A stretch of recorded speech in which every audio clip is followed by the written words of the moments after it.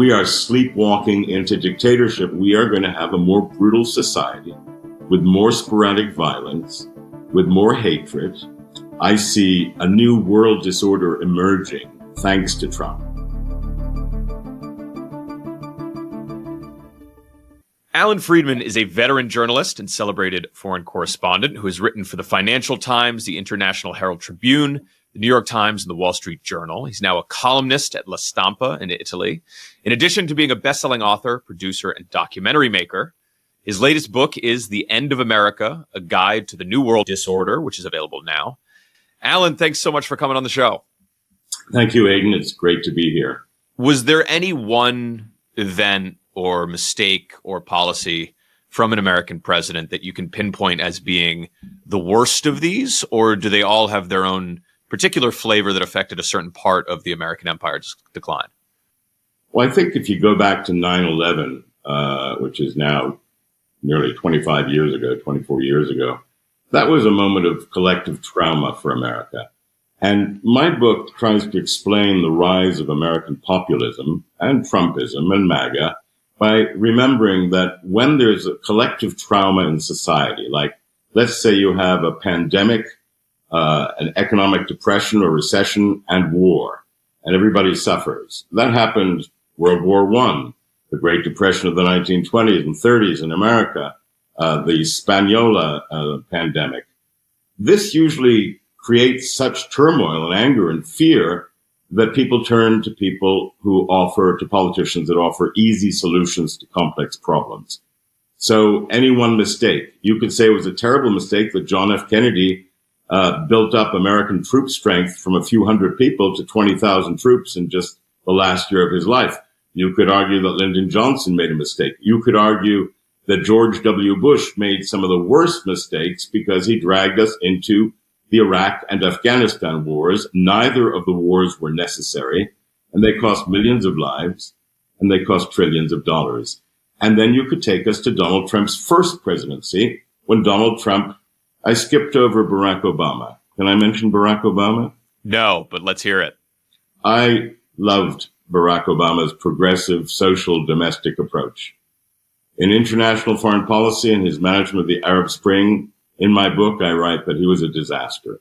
I believe there was incompetence and erratic mismanagement of Bahrain and Egypt and the Muslim Brotherhood in Egypt. And I believe that Barack Obama messed up in Libya as well.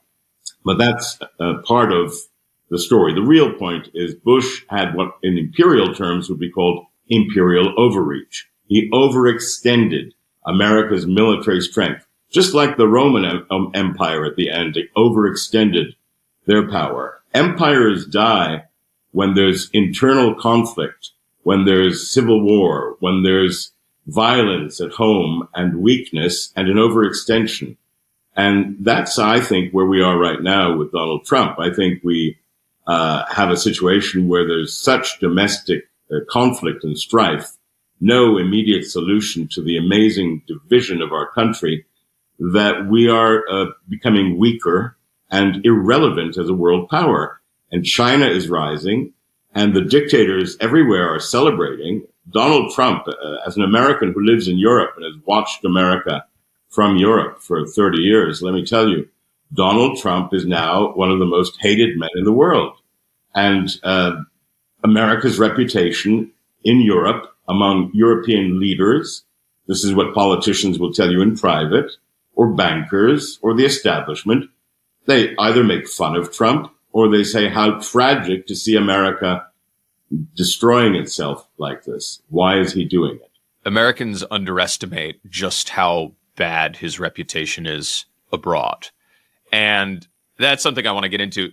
So you make this case and you examine decades and decades of American policy, and then Trump returns to power again. And I think a lot of people who prized the post-World War order of the 20th century kind of exhaled a deep sigh of relief when Joe Biden kicked Trump out of the White House in 2020, because they saw the Trump era as an unfortunate but aberrant blip in the history of the country, or at least they satisfied themselves by assuming that. He had been banished to Mar-a-Lago. It was after January 6th. Republicans were not supporting him.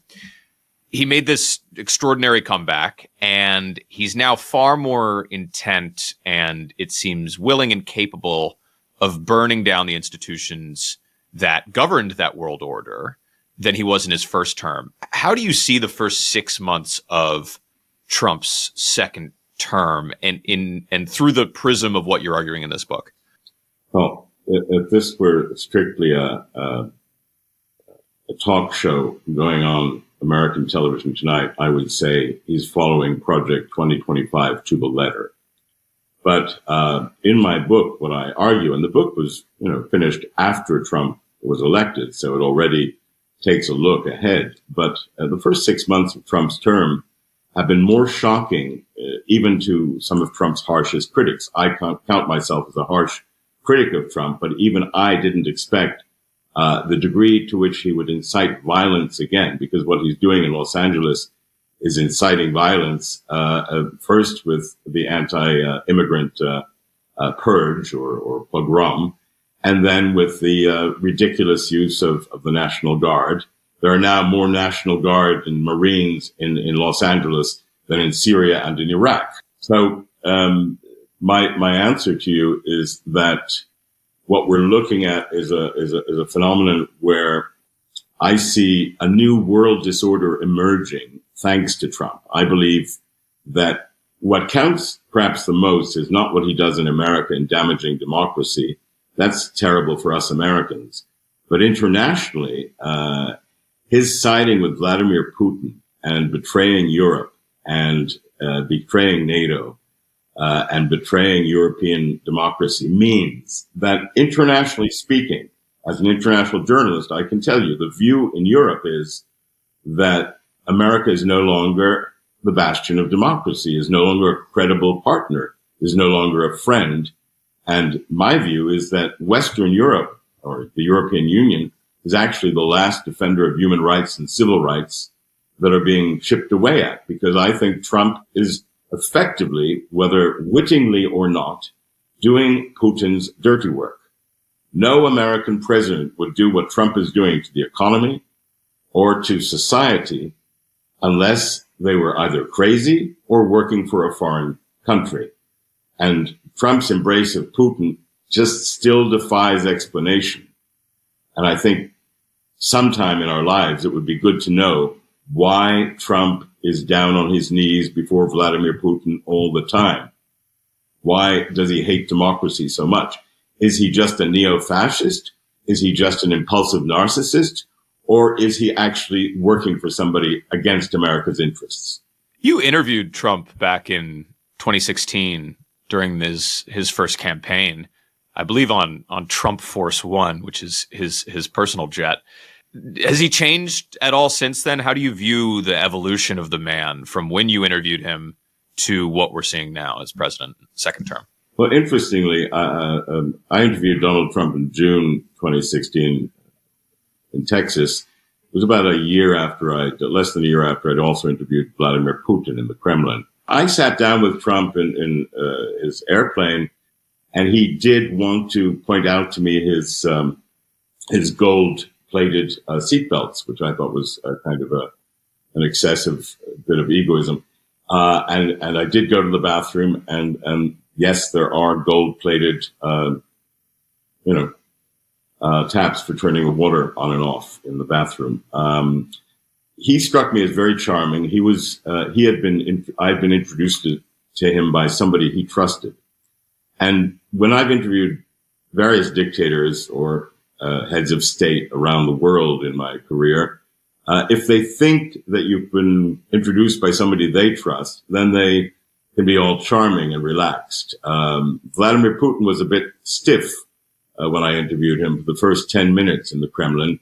But after I told him I had fond regards from Silvio Berlusconi, Putin relaxed and giggled and told me about the wonderful spaghetti he had at Berlusconi's house and what a great cook he had. So people react differently. With Trump, he sat down, he was charming. But what he said in private was not different from what he said in public, which is that he really had a vigorous xenophobia and a hatred of immigrants. He has views that are literally extremist. And that person can be charming in private and can be tough.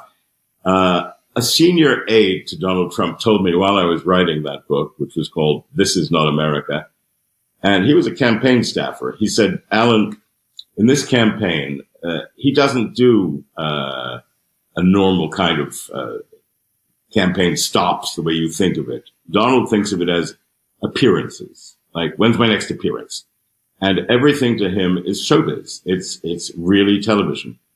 And I think we've forgotten that Donald Trump is an actor. Ronald Reagan was not an actor compared to Donald Trump. Donald Trump is the supreme actor, and he can put on different faces. He can play the injured guy who's just been nearly assassinated. He can play the racist, rabble-rousing, incendiary rhetoric sort of guy who sounds white suprematist. He can play various roles. In private, he's charming if he trusts you.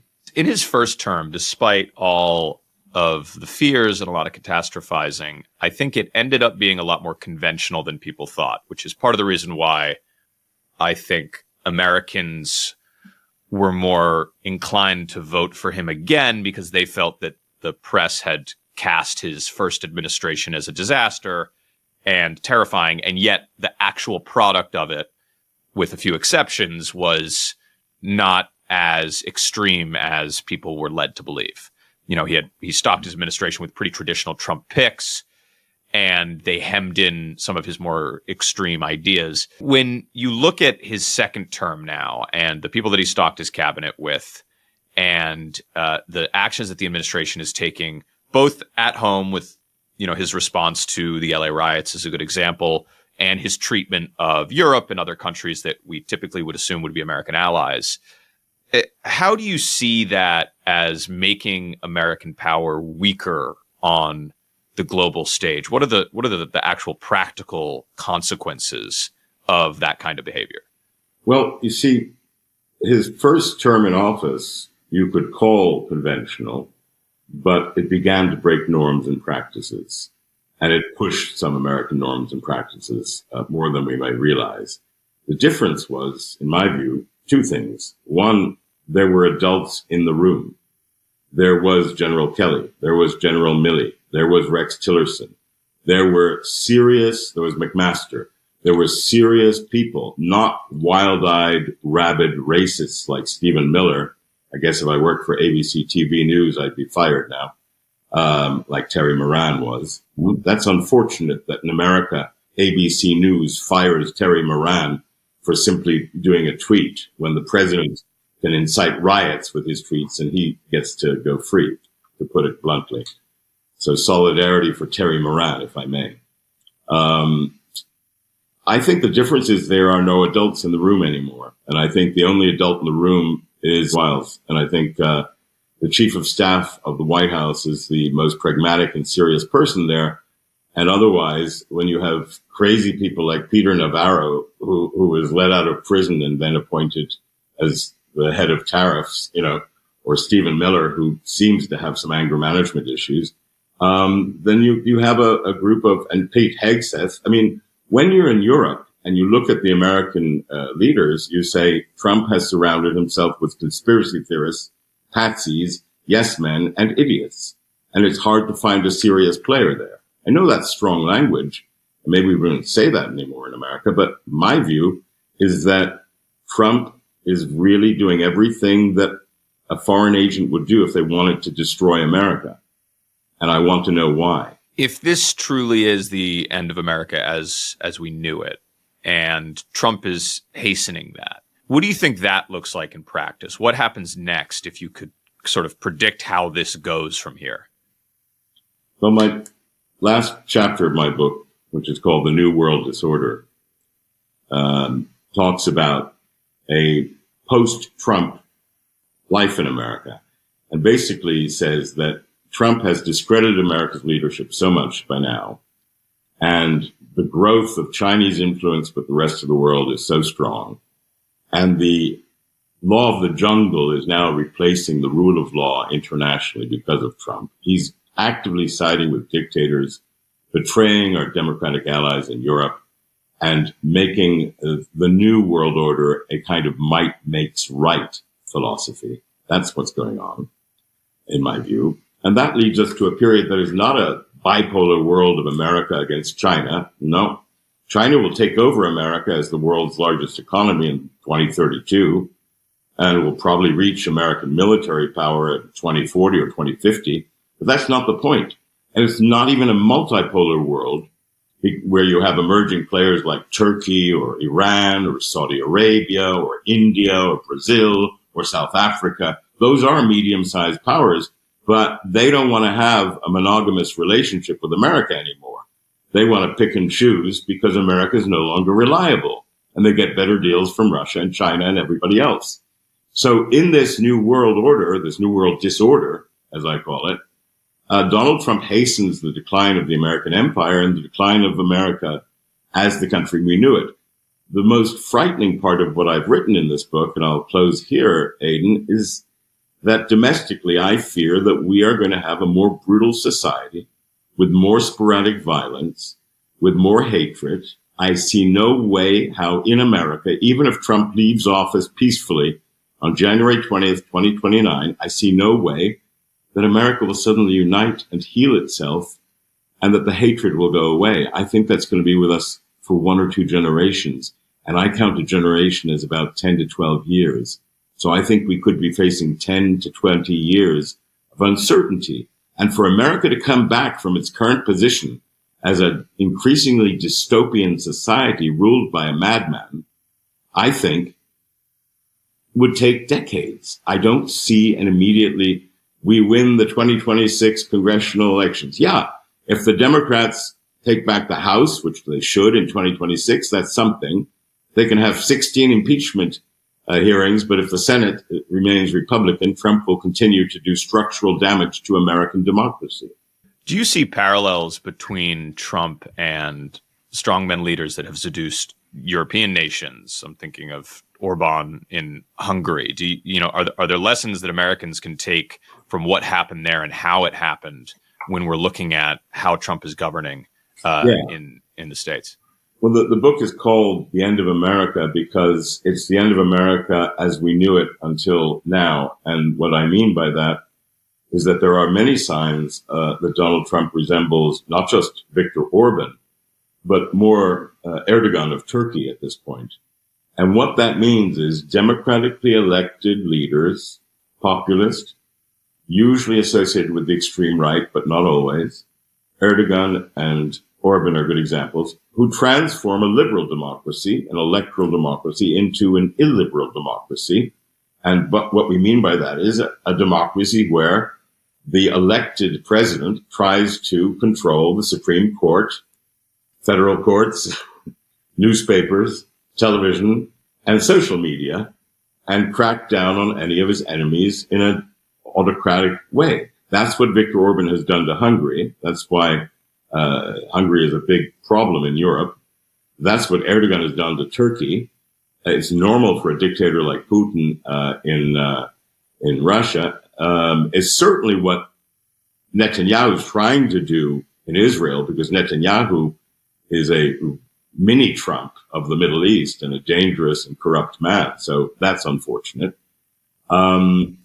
Trump resembles Mussolini and Hitler more than he does Orban. I thought, and I wrote in my book, that I believed Trump would transform America into an illiberal democracy where civil rights are increasingly restricted and courts are controlled or influenced. Instead, I believe the events of Los Angeles, and we'll find out Saturday when millions of Americans will protest in many American cities while Trump is having a military parade in Washington with tanks rolling down Pennsylvania Avenue. We'll find out if the Trump phenomenon can be protested peacefully or if he is out to incite more violence on a national level and turn America into a bloodbath and turn America into a dystopic society. So my fear and my conclusion in the book is even if Trump goes, we're going to be living with Trumpism and MAGA and the division of America for 10 or 20 years in America. I don't see any immediate solution, even if everybody's dream. Even if Gavin Newsom were elected in 2028, I'm not sure he could fix America in 4 years or 8 years. I think we're badly damaged and wounded as a nation. Alan Friedman, the book is The End of America, A Guide to the New World Disorder. Thank you so much for coming on the show. I really appreciate it.